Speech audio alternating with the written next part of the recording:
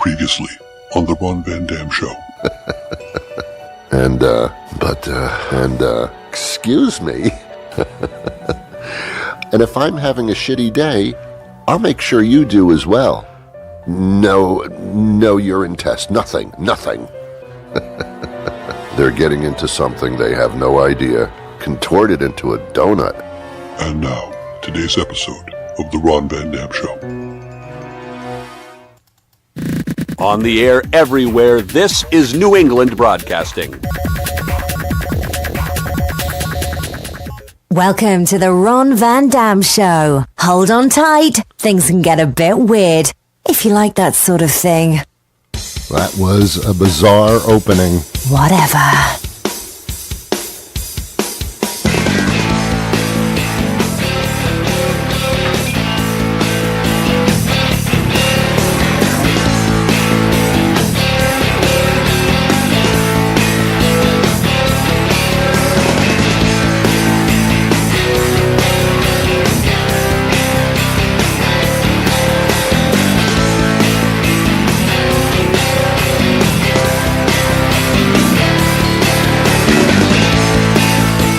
Well, good morning.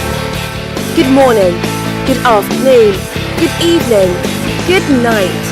It's the Ron Van Dam Show. That's true. That is true. She's not kidding. It's true.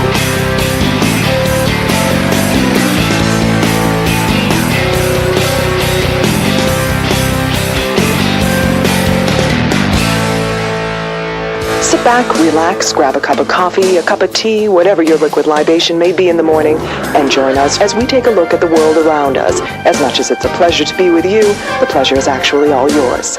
And now, here's your host, Ron Van Dam. Thank you very much, Julie. Welcome to the program. How are you today? You're looking really nice. Oh! I know. A compliment came out of my mouth. Unbelievable.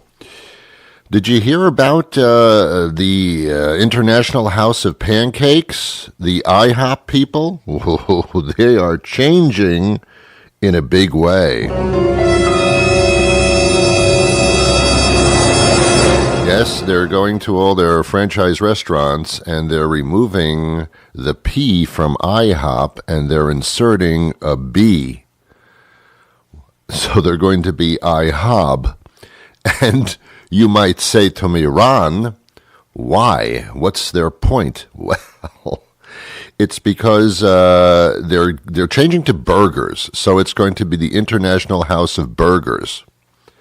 Now, let me tell you something. That's not a bad concept if they follow it out properly. Because I'll tell you, I don't know how much a place like that can make on breakfast. And that's not even breakfast. That's death food. What they served at International House of Pancakes were pancakes and waffles and heavy, thick, sugary syrup. I think after 3 visitations to IHOP, you're legally pronounced dead. I believe that's the case. I'm not sure. I think it's in the Bible. I know some people that actually went to the International House of Pancakes or IHOP on a regular basis, and I've been to their wake and funerals. It's not a great idea.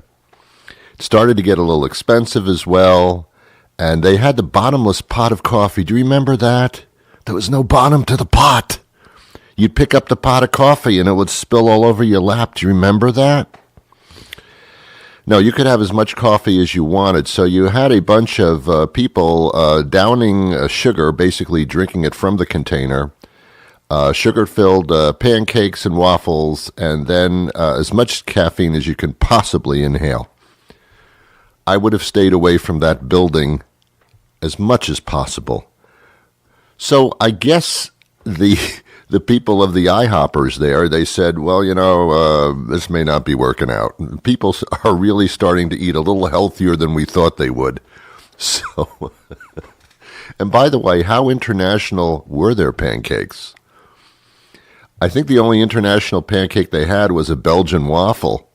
I don't remember having. I'd like to order the pancakes from Afghanistan, please. Oh, the Afghanistan pancakes. Yes. There was nothing international about that place.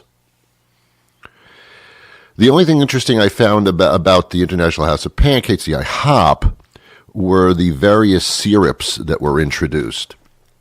They had like about 20 different flavors of syrups.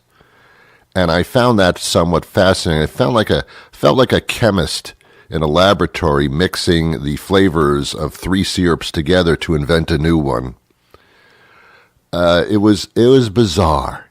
One of my favorite was the boysenberry. I never really touched it or tasted it because as a kid I thought it said poisonberry, and I thought, oh, that's all I need.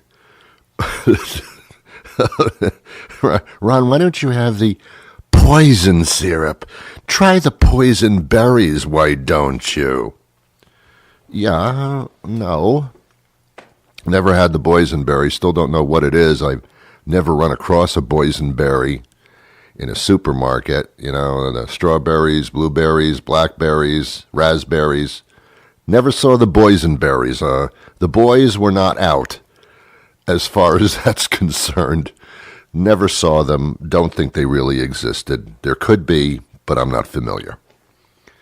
So the International House of Pancakes people got together and said, well, let's do burgers because everybody loves a burger, and why don't we do that? That way people can come in for breakfast. I suppose we'll continue the pancakes. I'm not sure. But we'll do the lunch thing, get far more out of that, and even dinner, we get far more out of that. No one's going to our restaurants to have eggs at 6 o'clock at night. Maybe the hamburger's the good idea.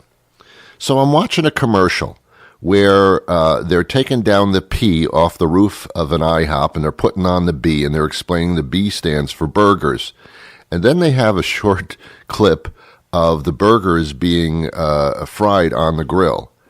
And nothing I've seen in a long time looked more greasy and unhealthy than that image that International House of Pancakes is putting forth. If you want a healthy burger, put it on a barbecue grill or something like that, not just on a flat piece of hot metal so that the thing can just stew in its own grease. I mean, what? And I didn't see anything international about it. I just saw a couple of buns, a little bit of Bibb lettuce, a tomato, and a slug of meat. I mean, I don't understand what's going on. And then fries, which will also kill you if you eat them every day. I don't know. There must be espionage involved with that restaurant chain. And by the way, if you like the restaurant chain, then forget what I said. But if you don't like it, then take it to heart. Literally. If they get international with the burgers, they might have some success. For example, they could offer the French burger, which would be perhaps some camembert cheese, with some bacon, perhaps, or they could make it a Swiss burger with Swiss cheese and a little barbecue sauce, or the Afghanistan burger with a little bit of sand in it. You know, they can do the Asian burger, you know, to be politically fair, and you know, Asian burger with a little bit of maybe some soy sauce and some sesame dressing or something like that, you know, a couple of those chow mein noodles, something like that. I mean, that could work. That could work for them. Buffalo burger, where you take a buffalo and you put it in between the buns, and it's possible. So that's it. I mean, I know there's a lot of things going on in the world, and I've chosen to talk about that. Well, speaking of burgers, we all love a good burger, I suppose. We all like a good wad of grease going down our throat. But for some people, wish there was a place where the focus wasn't so much on the burger. It's like every burger joint that I go to is like your cheese lover's burger, your bacon lover's burger, your burger lover's burger. What's a guy to do if you just love lettuce? Well, you're in luck, because Burger Guy is proud to introduce the new Lettuce Extreme. A quarter pound of succulent beef piled high with cool, crisp lettuce, iceberg, romaine, Bibb. It's a lettuce lover's dream, and it's only at Burger Guy. Thanks, Burger Guy. Now I know where to go to get my lettuce on. At participating Burger Guy locations for a limited time only. Supersize it with our metric ton of fries and keg of soda for just 12 cents extra. Price, participation, quality, condition, variety, and availability of lettuce may vary. Here's something that actually happened to me about 3 weeks ago. And this actually happened. So, actually, did you see my little picture of my puppy dog? Aww. I just do that in order to get you listening again. Sometimes I have a feeling that you wander off, and I have to somehow bring you back in. Here, this is a true story that happened about 3 weeks ago. It's actually a funny story. Okay, get comfortable, everybody. It's time for one of Ron's funny stories.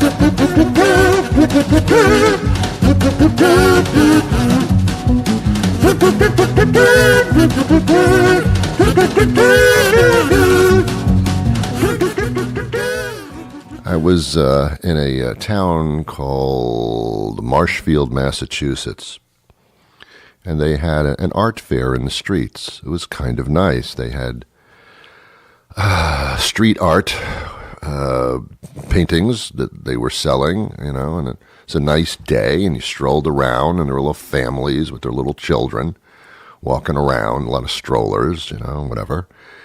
And they had some food trucks there, which is a festive thing.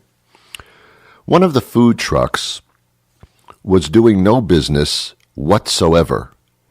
All the other food trucks had long lines of like 10, 20 people. This particular food truck, nothing. Not a person interested in the food truck. And why? Because this is what the food truck was. It was called, and I don't understand why, it was called Mom on the Go Grilled Cheese. Let me tell you something. When I'm outside at a festival, I don't say to myself, this is the perfect place for a grilled cheese sandwich. Where can I get one? Oh, look, there's a food truck that is advertising that they only have grilled cheese sandwiches. I don't know if you can cook or not. I really don't know if you can boil water. It's not tough to make a grilled cheese sandwich. If you don't know, let me explain it to you. You take a piece of cheese. Can you handle that so far? You take 2 slices of bread.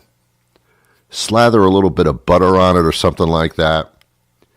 Put the cheese between the 2 slices of bread.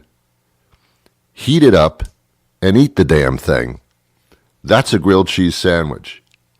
I have never in my life been in a restaurant where they have all kinds of food possibilities, and I sit back and I say, I'd like the grilled cheese. What? This doesn't make any sense. This was an entire food truck dedicated to just a grilled cheese sandwich. It's funny even to talk about it. It's pathetic. It's just pathetic. This food truck had a big logo of a mother in a big red circle with a piece of toast and with cheese in the middle, and there were 3 workers inside this food truck. They were just wandering around, bumping into each other because there was just nothing to do. And they had on red T-shirts, and in the middle of the T-shirt, around the breast area, there was a large circle with a lady, which apparently was the mother, holding a piece of bread with cheese on it. Sorry, it's so stupid. I was fascinated with this because nobody was going over to the food truck. And I thought, Ron, should you play a joke on them? And I thought, no, they're really suffering. They're getting no money. But I really wanted to walk up to the little window in the food truck and say, excuse me, what do you, I like the chicken, please. And they would say, we don't have chicken. What do you have? I have bread and cheese. Oh, we'll grill it up. And here's the funny part. The grilled cheese sandwich was $10. Excuse me, $10 for 2 slices of white bread and a piece of cheese made hot. What are you serious? Actually, if you want to get fancy, we'll put a sliced tomato on it. Oh, that's different. We'll look at the line around the block now. A sliced tomato on top of the cheese. Come on, man. $10? You got to be kidding me. You got to be kidding me. So much for the Mom on the Go grilled cheese. If you see one of their trucks at an event, you can laugh along with me. It's phenomenal. At a point, these three ladies who were, I think, all in their 50s or something, they put out little folding chairs in front of the truck and sat down because there was just nothing to do. It's like we might as well just sit outside of the truck and watch life go by because this ain't happening. Ladies, sell the truck. Turn it into Winnebago and go to Orlando or something. My God. Why would you name a company Mom on the Go? Let me tell you something. My mom, I didn't want her on the go. That's a horrible, horrible picture to me. Where's your mom? She's somewhere. She's on the go. What does that mean? I don't know. She won't stay put. She just runs around all the time. My mom's on the go. I wish my mom would stay home or something. I mean, not that she should be wearing an apron and standing in the kitchen waiting for somebody to order a grilled cheese. I'm not saying that. But I don't want my mom on the go. I don't want some man coming up to me and saying, "Is that your mother over there?" "Yes, it is." "Man, is she on the go?" "Whoa, we had some fun." "Oh, no. That was a really funny story, Ron. But then again, I'm in the 3rd grade.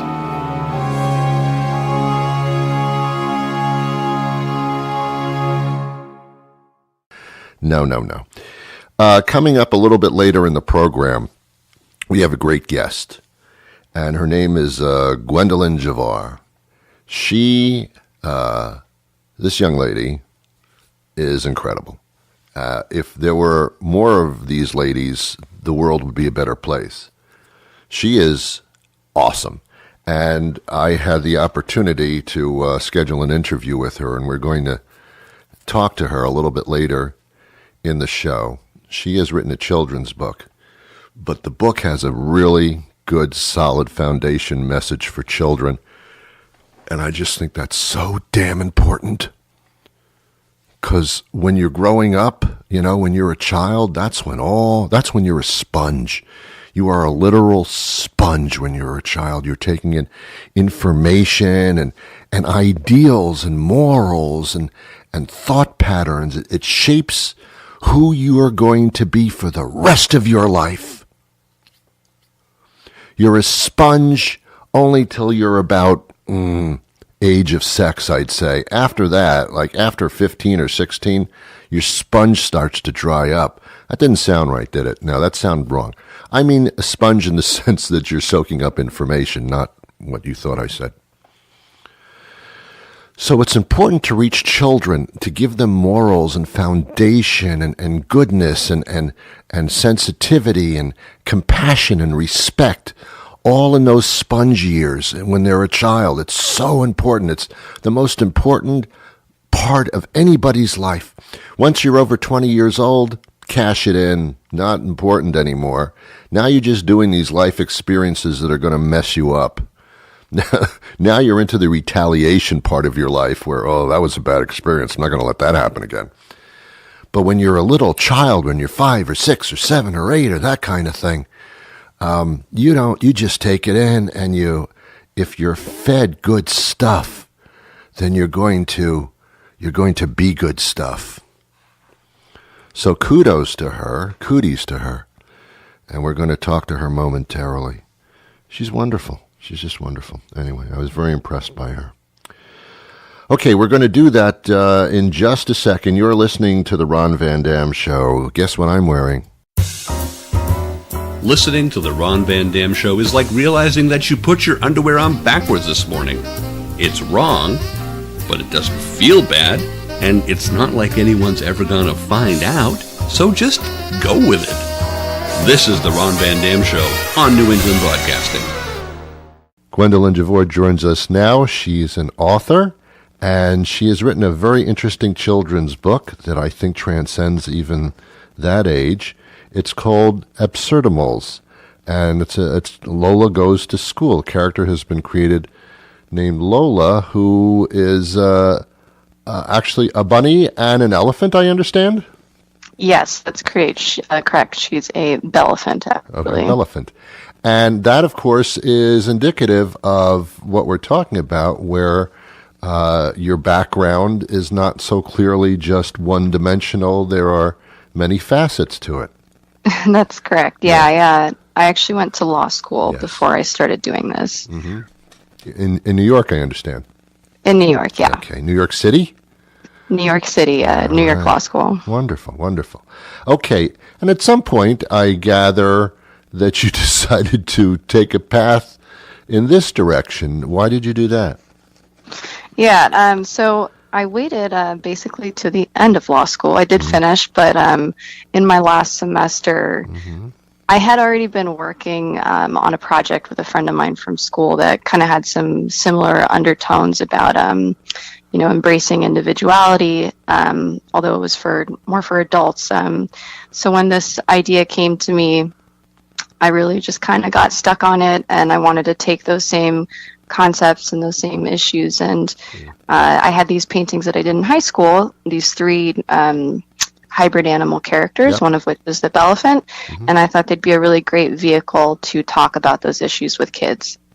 So that's kind of it. When you first penned the character and the quote-unquote cartoon, were your reasons for the belephant the same as what they transcended into be in teaching this in the book? No, not at all. These characters, the first one that I actually created was the dog duck. And again, these were part of like a high school art class project that I did. So I just used to doodle the characters, and I held on to them because they were really cute. And a lot of people had asked me over the years if they could buy them for me. And so I just held on to them. But I definitely believe that things happen for a reason. So I think everything with our social political climate today just kind of all came together. Very much so. And I guess timing-wise, I'm curious because celebrating diversity is very popular now, and it's actually very recent that the celebration has occurred despite the political and social atmosphere. But did you do that before this celebration of diversity, or did this magically fall into it? I think it kind of, the two definitely fell into one another, but it's always been something that was very important to me with my own past, dealing with personal issues of depression. I was always kind of drawn to people who I could sense that maybe they didn't feel their own value and their own worth. And so it's always been really important to me to kind of let other people know that whatever they are, whatever makes them them, is perfect and beautiful in and of itself. And I just think that's so important for people, and especially kids, to take in today's world. Now, I'm also from New York City, Jackson Heights. I don't know if you know where that is, out in Queens. Okay, yeah, I do. Yeah, and see, I grew up in a diverse society since birth. So people live in large cities like that, urban areas. They're baked into diversity. Actually, that makes them rather comfortable and certainly more understanding.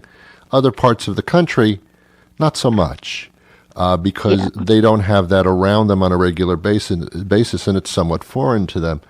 So this book seems to say to us as a culture that this diversity is a beautiful thing. And some of us already realize this. Others are still discovering.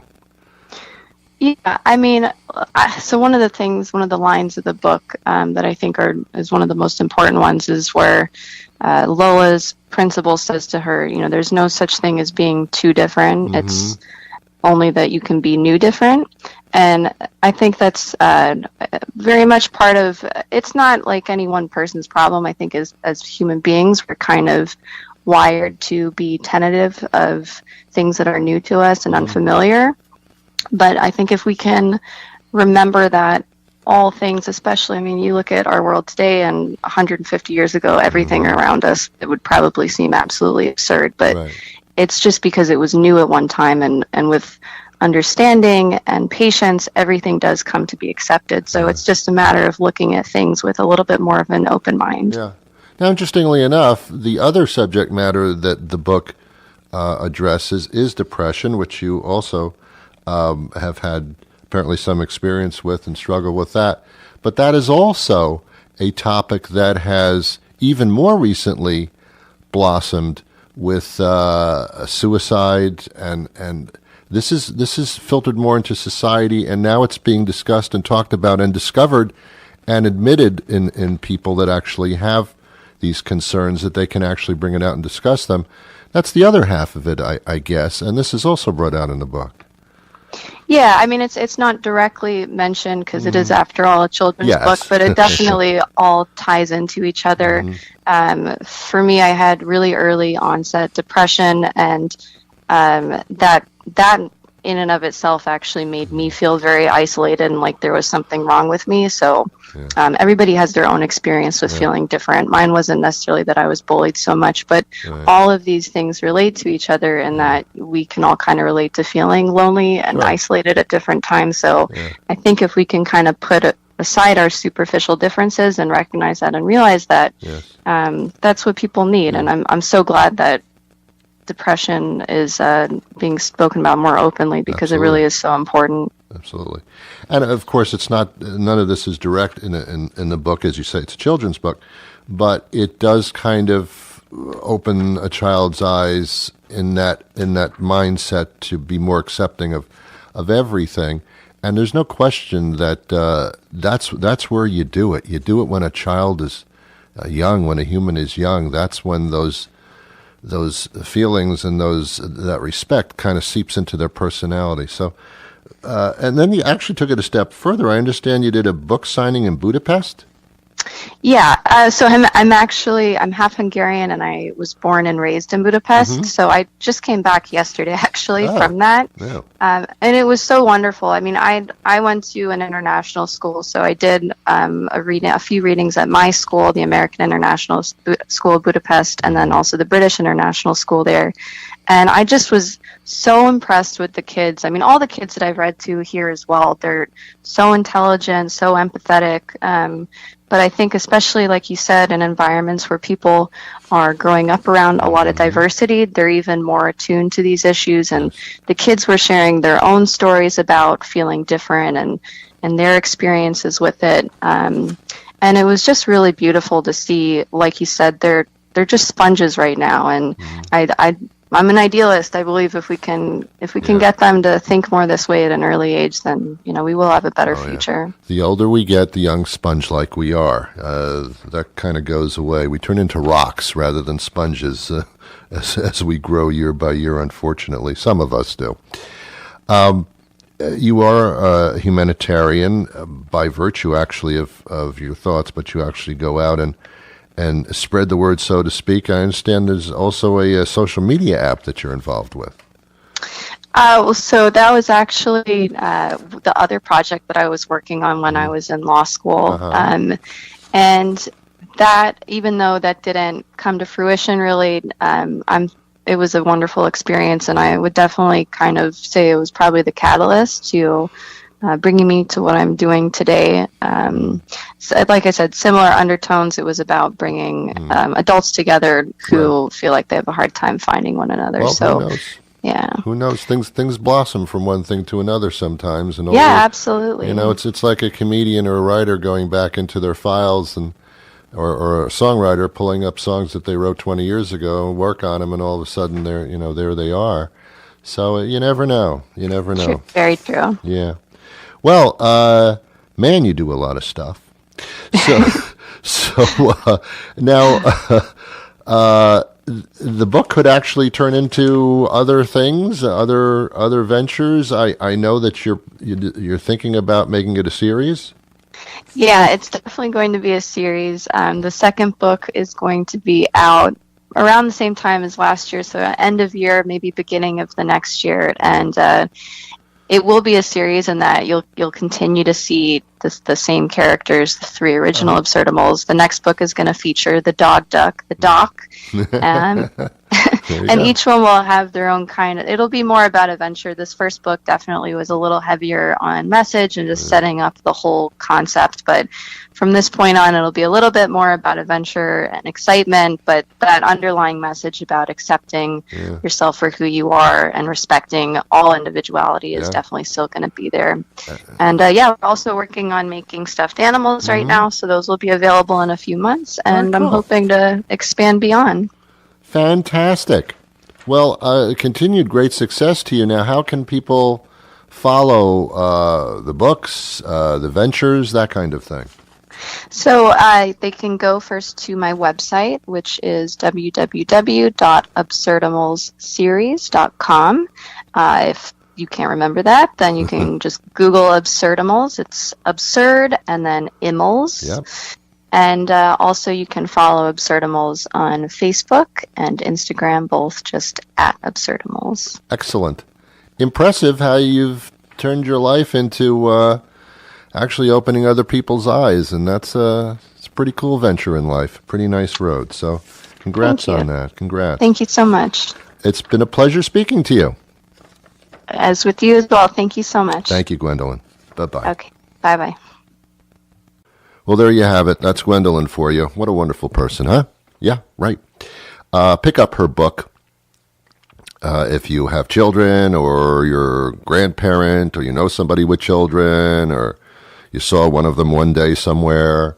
Pick up the book. It's really important.